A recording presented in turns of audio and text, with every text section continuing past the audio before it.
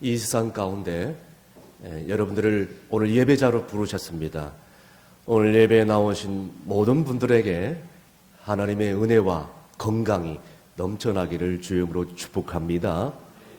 여러분이 잘 알다시피 중국 후베이성 우한에서 시작된 신종 코로나 바이러스, 즉 우한폐렴으로 말미암아서 중국 사망자는 200명에 육박을 하고 있고요.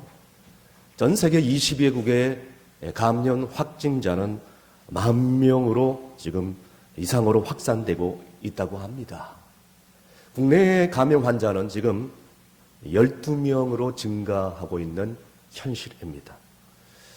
2002년 사스보다 더 심각하다고 판단되자 WHO 세계보건기구에서 늦게나마 국제 비상사태를 선포하였습니다.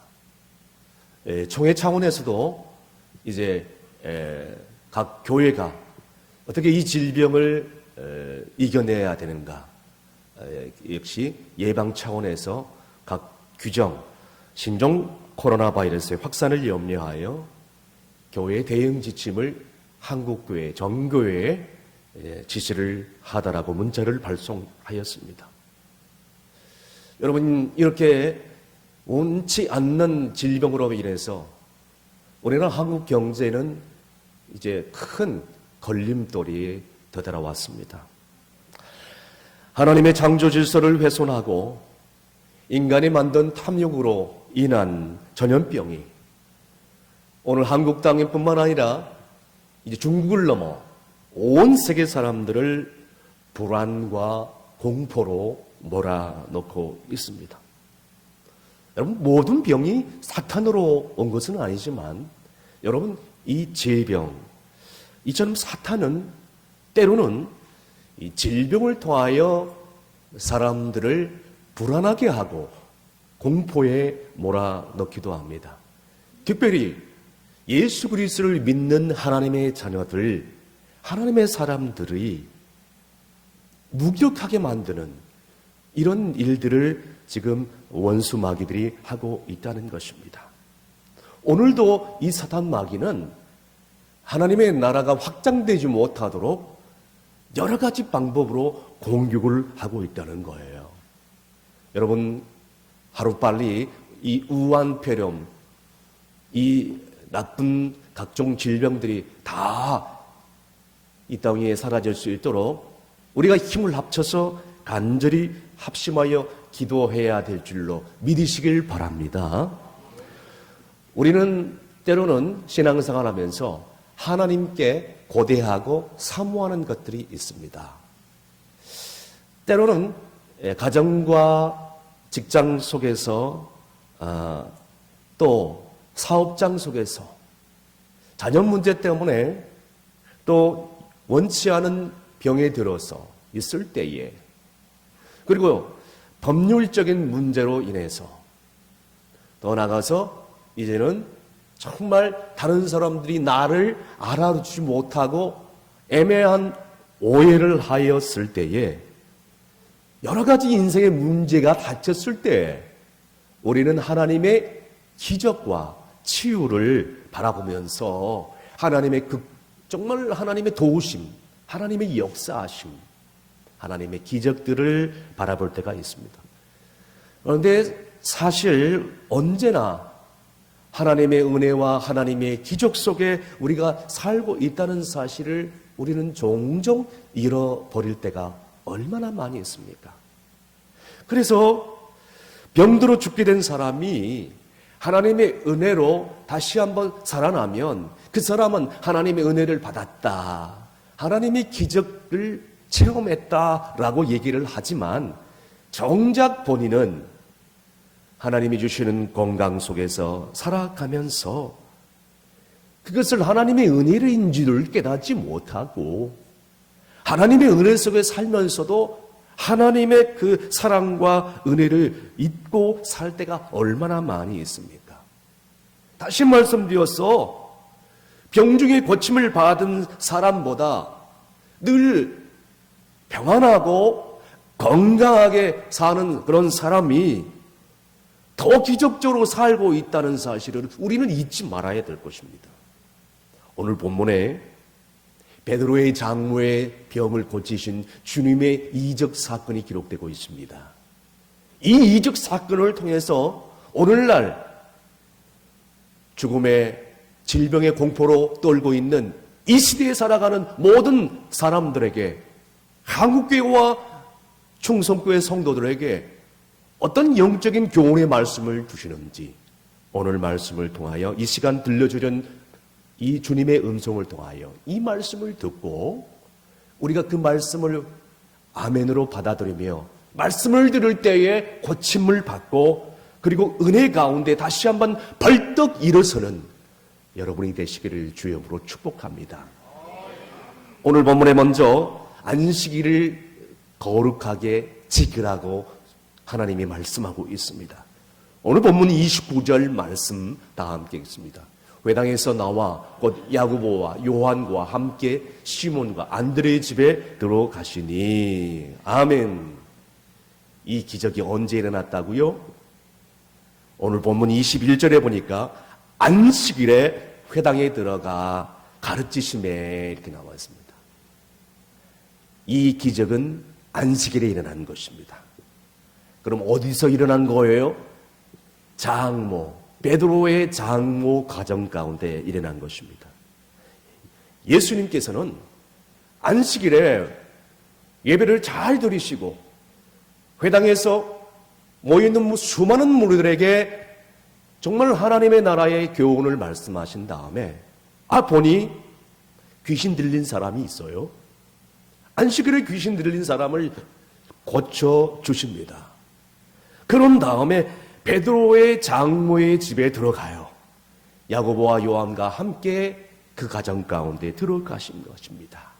그리고 그 베드로의 장모를 아주 건강하게 치유한, 그리고 그 다음에 이 베드로의 장모가 주님과 모든 사람들을 정말 극진하게 수종드는 것을 오늘 말씀을 통하여 깨닫습니다.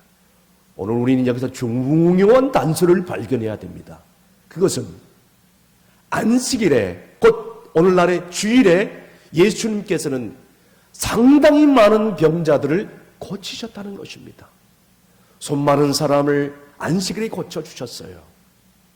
베데스다 못에 그저 앉아있는 병자를 안식일에 고쳐주시는 거예요. 그리고 믿음이 좋은 백부장에 사랑하는 종, 그 종도 안식일에 고쳐주셨다는 겁니다. 오늘 본문에 나와 있는 베드로의 장모의 열병도 안식일에 고쳐주신 거예요. 여러분, 안식일이 뭐예요? 오늘날 주일 아니에요? 그러니까 주일의 개념과 바르게 주일을 성수하는 법을 말씀을 통하여 알려면은 구약시대의 안식일을 모르면 주일 성수를 할 수가 없다는 거예요. 그러니 안식일과 주일은 여러분이 알다시피 공적으로 하나님을 예비하는 날이에요. 안식일은요, 주일은요, 죄인들이 나와서 모든 죄를 하나님 앞에 고백할 때 예수님의 그 놀라운 이름으로 죄 사함을 받는 날이에요. 하나님의 은총을 받는 날이에요. 뿐만 아니라 정말 세상 가운데서 병들고 시험 들고 상처받은 영혼들이 하나님이 허락하신 귀한 은혜와 사랑 속에서 감사하며 헌신하는 날입니다. 그러니까 하나님께서 이렇게 예배하는 자를 찾으신다고 요한복음 4장 말씀에 그렇게 강조하지 않았습니까? 그러므로 여러분 보세요. 정말로 신앙생활을 잘하고 믿음생활을 잘하려면 세상에 어떤 사람도 하나님께 예배를 드리지 않고서는 은혜 받는 사람이 없다는 거예요. 다시 말씀드려서 하나님의 특별한 섭리를 체험하고 하나님의 놀라운 은혜를 경험하기 위해서는 예배를 통하여 이 일들이 이루어진다는 사실을 우리는 잊지 말아야 될 겁니다. 예배를 통하여 우리의 인생이 좌지우지 된다는 거예요. 심지어는 유명한 세계적인 영성학자 리차드 포스터란 귀한 목사님은 예배를 통하여 그 사람의 인생의 운명이 결정된다라는 그런 말씀을 베스트셀러 참된 예배라는 책에서 그렇게 강조하고 있는 이유가 있습니다. 그렇습니다. 여러분, 하나님의 축복도, 하나님의 은혜도, 하나님의 기적도 언제 이루어지게 되냐? 안식일에, 주일에 이루어집니다. 그래서 그 예배를 사모해야 돼요. 성수주일, 이게 우리 신앙생활의 가장 핵심적인 부분이라는 사실을 우리는 잊지 말아야 될 줄로 믿으시길 바랍니다. 그런데 오늘날 한국교회는 어떻습니까? 예장통합 총회장하면서 우리 부산 동로의 백양로 교회를 담임하고 계시는 김태형 목사님께서 2020년도 우리 예장통합 부산에 있는 부울경, 부산 울산 경남 지역의 모든 목회자들, 장로님들을 모시고 2020년도 새해 목회 정책 세미나를 한 적이 있습니다. 그때 김태훈 목사님께서 총회장으로서 개회 설교를 하면서 이런 간증을 하신 적이 있어요. 당신께서 목회하는 이 교회에 젊은 성도들이 있는데 주일을 성수하지 못하거나 오전 예배를만 드리고 사라지는 그런 젊은 성도들이 너무나 많아서 참다 못해 무겁게 어느 날 입을 열었다고 합니다. 아니, 점심 식사를 했으면 점심값을 해야 되지 않냐? 왜 점심 먹고 그냥 사라지느냐라고 했더니 그때 이 젊은 성도들 중에 한 사람이 아주 뻔뻔하게 그냥 조금도 미안한 기색 없이 이렇게 담임 목사에게 얘기를 했다고 합니다. 뭐라고 얘기하냐면, 목사님, 오전 예배 나왔기 때문에 밥 먹어주고 그냥 가는 겁니다. 오전 예배 나왔기 때문에 인심 썼다 이거예요. 밥 먹어주러 가는 겁니다. 이렇게 얘기하는 거야. 목사님이 어이가 없어서 웃을 뿐이에요. 생각 차이가 이렇게 달랐어요. 이 사람들은요, 오전 예배 나와준 거예요. 그리고 밥 먹으러 했기 때문에 식당에서 밥 먹고 그것도 큰 일을 했다고 생각하고 각자 집으로 그리고 또 야외로 흩어지는 거예요. 그런데 목사님은 생각이 달랐어요. 목사님은 교회 오전 예배 나와준 것도 감사한데 안 나왔으면 점심 식사를 했으면 오후 예배 참석하고 그 다음에 무슨 양육이 있으면 모임이 있으면 함께 제자 훈련도 받고 교제도 하고 친교도 나누고 그렇게 하는 것이 맞다는 거예요. 사랑하는 성도 여러분, 우리 신앙의 선배들은요 예배에 목숨 걸었어요. 예배하면은 다 만사 제껴놓고 와서 예배를 드리는 신앙의 선배들이었어요. 그렇기 때문에 그것을 누가 봐요? 자녀들이 봐요. 신앙의 후배들이 봐요. 귀감이 되는 거예요. 모델이 되는 거예요. 그렇기 때문에 그것을 본 후배들과 자손들이 다 선배들을 따라하는 거예요. 여러분, 우리의 신앙의 선배들은 이렇게 신앙생활을 했어요. 그런데 지금의 성도들은 그렇지 않은 것 같습니다. 예배당에 앉아 있는 사람들마저도 마치 경기장에서 스포츠 선수들이 경기하는 것 관람하듯이 그냥 쳐다보고만 있는 거예요. 예배에 함께 동참하고 아멘하고 전심으로 하나님을 예배하고 찬송하고 기도할 때 기도하기보다는 음악 감상하듯이 그냥 쳐다보고 구경만 하는 수동적으로 앉아있는 그런 시대를 살고 있습니다. 우리는 이러한 시대를 살고 있는 것입니다. 사랑하는 성도 여러분, 우리는 지난날 어떤 사람들이었습니까?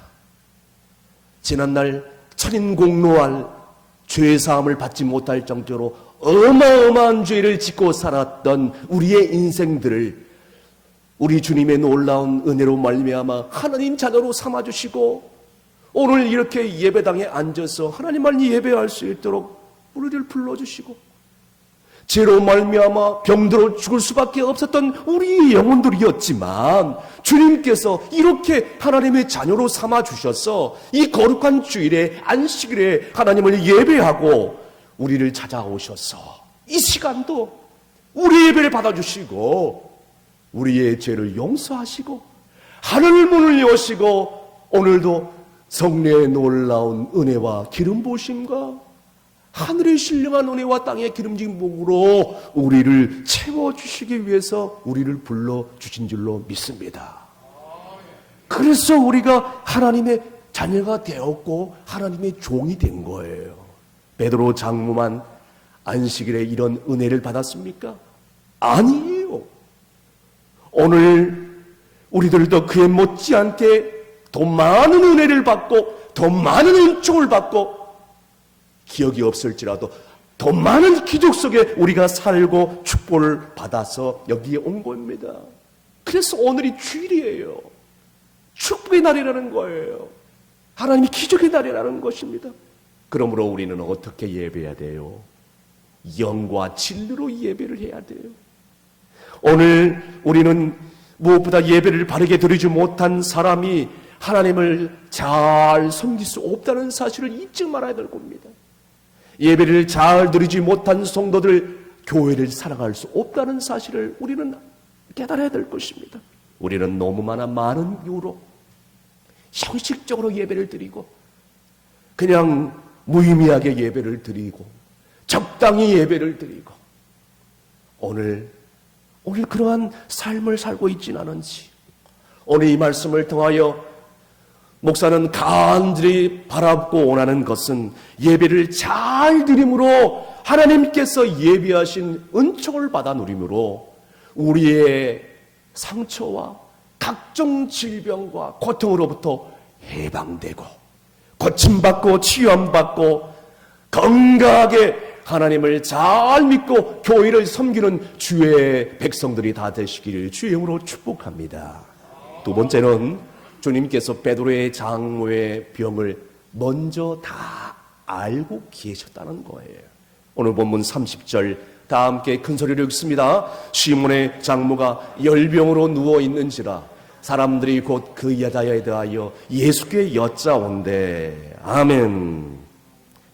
베드로가 예수님을 자기 장모의 집에 모실 때에 이 장모의 열병을 고쳐주십시오 하는 목적을 가지고 예수님을 초청한 것인가? 그것은 아니라는 것입니다. 거기에 중요한 단서가 구절이 방금 읽은 말씀에 있었습니다. 단순히 식사 대접을 위해서 모신 것인지 아니면 본인이 피곤해서 아니면 예수님이 피곤해서 좀 쉬라고 장모의 집에 모신 것인지 아니면 사역하시라 목회하시라 너무나도 힘드니까 우리랑 함께 차라도 한잔 하고 싶어서 차를 한번 대접하고 싶어서 간식이라도 음식이라도 대접하고 싶어서 모신 건지 잘 모르겠으나 장모의 병 때문에 주님이 모신 것이 아닌가는 것을 오늘 알 수가 있습니다. 오늘 다시 말씀드려서 장모가 열병에 시달리는 것, 장모가 건강하지 않는 것을 누가 알았느냐? 오늘 본문에 방금 읽은 말씀에 베드로가 먼저 예수님께 고에 바친 것이 아니라 사람들이 먼저 입을 열어서 예수님께 말씀을 했다는 사실을 우리가 알 수가 있습니다. 사랑하는 성도 여러분, 보세요. 때로는 우리가 신앙생활을 하면서 우리의 속사정을 하나님께서 몰라준다고 너무너무 답답할 때가 있습니다. 우리의 근심거리, 우리의 고통, 우리의 정말 알지 못하는 것들 하나님 아십니까? 예수님께서 우리와 함께 하시면 족한 일인데 우리는 그것을 깨닫지 못할 때가 얼마나 많이 있습니까? 오늘 베드로의 장모의 이 열병, 오늘 말씀을 보아하니 이 열병을 예수님이 모를 리가 없어요. 가정에 초대되기 전에 사람들이 말하기 전에 예수님은 이미 알고 있었던 것 같습니다. 그래서 예수님의 이 행동을 세심하게 관찰해 볼 때에 장모의 병을 고치시기 위해서 이 가정을 오신 신방하셨다는 것을 우리가 잘 알 수가 있고 틀림이 없다는 것을 알 수가 있습니다. 방금에 제가 말씀드렸지만 주님께서는 예배를 드리는 사람들을 찾아오시고 오늘도 우리의 심령 가운데 임재하시는 목적이 있는데 그것은 뭐냐면 오늘도 병자들을 고쳐주시기 위하여 상한 심령들을 새롭게 하시기 위하여 치유하기 위해서 그리고 은혜를 주시기 위해서 오셨다는 것을 우리가 잘 알 수 있습니다. 그런데 많은 사람들이 고난이 닥치고 환난이 닥치고 문제가 생기고 몸이 특별히 아프면 하나님 어디 계십니까? 엄마가 옆에 있으면서도 칭얼대는 그 철없는 아기처럼 하나님의 나와 함께 하시는데 주님의 나와 동행하시는데 그것을 깨닫지 못하고 감사하지 못하고 하나님을 바라보지 못한 사람들이 얼마나 많이 있냔 말이에요. 그래서 시편 139편 2절에 다윗 왕은 이렇게 고백합니다. 다 함께 읽습니다. 주께서 내가 앉고 일어섬을 아시고 멀리서도 나의 생각을 밝히 아시오며. 아멘. 여러분, 여러분의 앉고 일어섬을 우리 하나님 다 아신다는 뜻이 무엇입니까? 여러분의 걱정, 근심거리, 염려, 기도 제목들, 무슨 상처를 가지고 있는지, 어떠한 육체적인 질병을 가운데 시달리고 있는지 우리 주님은 다 알고 계신다는 뜻입니다. 여러분, 믿음이 무엇입니까? 믿음은요, 하나님이 나와 함께 하신다는 것을 아는 거예요. 의심하지 않는 거예요. 믿으시면 아멘 하시길 바랍니다. 그래서 찬송가 194장 내가 매일 기쁘게 3절 가사에는 그렇게 나와 있습니다. 나와 동행하시고 모든 염려하시니 나는 숲의 새와 같이 기쁘다. 내가 기쁜 마음으로 주의 뜻을 행함은 주의 영이 함께 함이라. 다 함께 성령이 계시네. 할렐루야 함께 하시네. 모든 길을 걸으며 밤낮 기뻐하는 것 주의 영이 함께 함이라. 할렐루야. 이 고백이 거짓이 되지 않기를 주님으로 축복합니다. 세 번째로 마지막, 주님께서는 그 여인의 손을 잡아 일으켜 세워주셨습니다. 오늘 본문 31절 말씀 다 함께 있습니다. 나아가사 그 손을 잡아 일으키시니 열병이 떠나고 여자가 그들에게 수종드니라. 아멘. 여러분, 의사들 간에 쓰는 은혜가 있는데 GOK라는 은혜를 종종 사용한다고 합니다.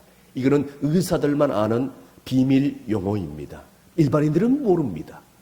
GOK, 영어로 하나님은 아신다. God only know, 이런 뜻입니다. 이 의사들이 말이죠, 의사들이 환자를 돌보고 수술할 때 사용할 수 있는 모든 의학적인 것들을 다 동원하고 다 쓴 다음에 이 환자는 이 결과를 다 신에게 맡긴다, 하나님께 맡긴다, 이런 뜻의 이제 GOK, 하나님은 아신다, 하나님께 맡겨드립니다 라는 뜻으로 이런 의학적인 용어를 사용한다고 합니다. 여러분이 알다시피 우리 한국 땅은 정말 몇 년 전만 해도 정말 각종 전염병과 불치병으로 인하여서 한번 이 병의 진단을 받으면 거의 죽음을 벗어나가지 못할 정도로 고통 가운데 살아왔던 것을 보게 됩니다. 많은 병들이 현대의학의 발전으로 인해서 이제는 백신이 개발되고 그리고 의학 수술 기계, 약물들이 개발됨으로 말미암아서 상당수의 많은 병들이, 다는 그렇지 않지만 이런 계약적인 약물로 인하여 이제 간단한 약물 치료로 완치가 가능할 만큼 현대의학은 급속도로 발전했다고 합니다. 그런데 지금도 최첨단 의학시설 가운데 막 수술을 마치고 나온 의사들이 GOK 이렇게 고백을 한다고 합니다. 최첨단의 장비로 환자들을 진료를 한 다음에 나머지 것들을 다 맡긴다는 의미에서 장벽에 부딪히면 이제 내가 할 수 있는 일은 없습니다. 의사로서 제가 할 수 있는 일은 없습니다. 라고 하면서 GOK 하나님은 아십니다. 라고 말한다고 합니다.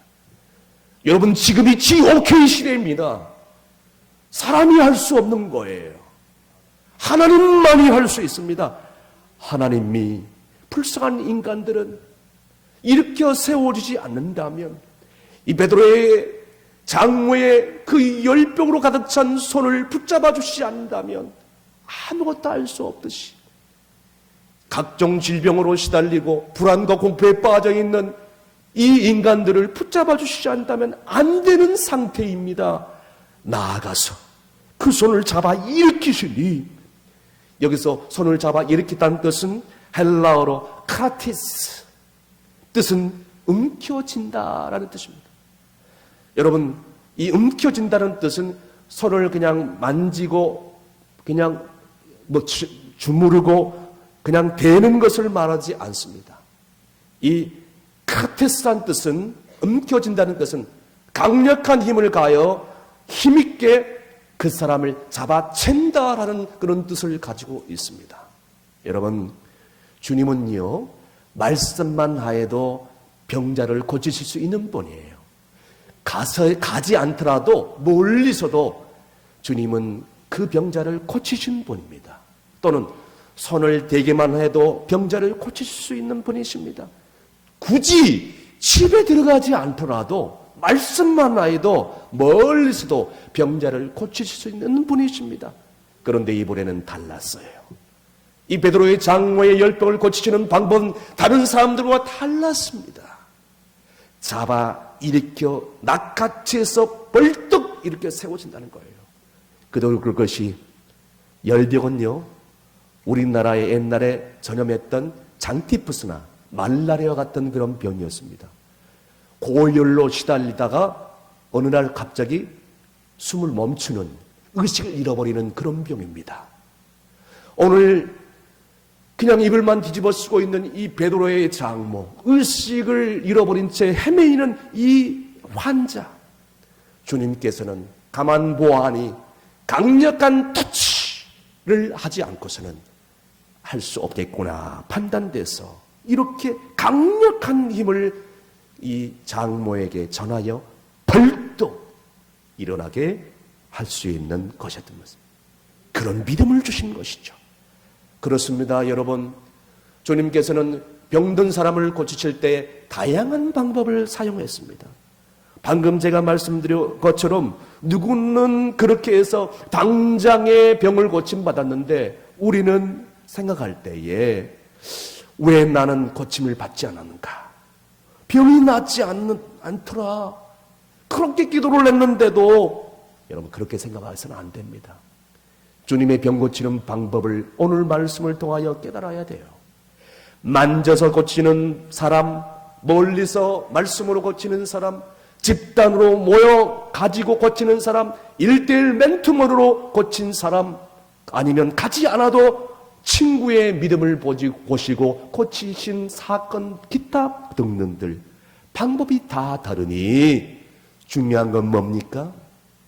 이런 병자들이 다 고침받았을 때 한결같이 믿음으로 고침받은 줄로 믿으시길 바랍니다.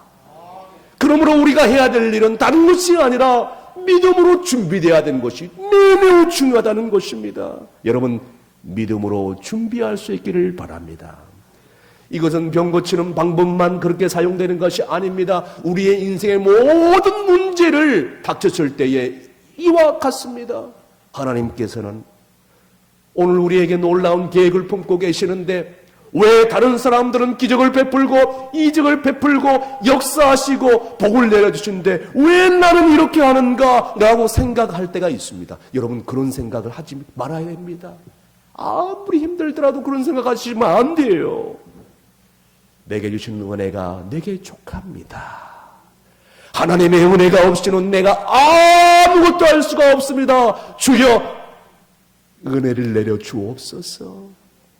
이 기도가 우리의 기도가 될 수 있기를 바랍니다. 마지막으로 주님이 이 병든 사람을 고치신 목적을 한 가지 더 덧붙인다면, 오늘 이 여인이 병고침을 받은 다음에 한 일에 대해서 주목해야 될 필요가 있습니다. 예수님께서 베드로의 장모의 열병을 다 고치신 다음에 이 베드로의 장모가 벌떡 일어나 예수님을 수종들었다는 것을 주목하십시오. 주님을 수종들었다, 주님께 시종들었다는 말, 나아가서 그 손을 잡아 일으키사 열병을 떠나고 여자가 그들에게 수종드느니라. 여러분, 이 기적이 있기 전에 많은 사람들이 예수님을 따라다녔어요. 예수님 따라다닌 사람들을 알아요. 그리고 제자들도 알고 베드로의 장모도 알아요. 그리고 주변에 많은 사람들이 있습니다. 예수님을 수종들었다는 것은 무슨 뜻이냐? 자기 집에 온 사람들을 그냥 홀데이 대하지 않고 정말 가진 것 다 내와서 서운치 않게끔 잘 대접했다는 뜻입니다. 그렇습니다. 예수님께 은혜 받은 사람, 하나님의 은혜를 체험한 사람은 반드시 그 마음 가운데 감동과 감격이 넘쳐나서 이웃들을 섬기지 않고는 견딜 수 없고, 구제하고 베풀지 않고서는, 나누지 않고서는 견딜 수 없는 마음이 충만해요.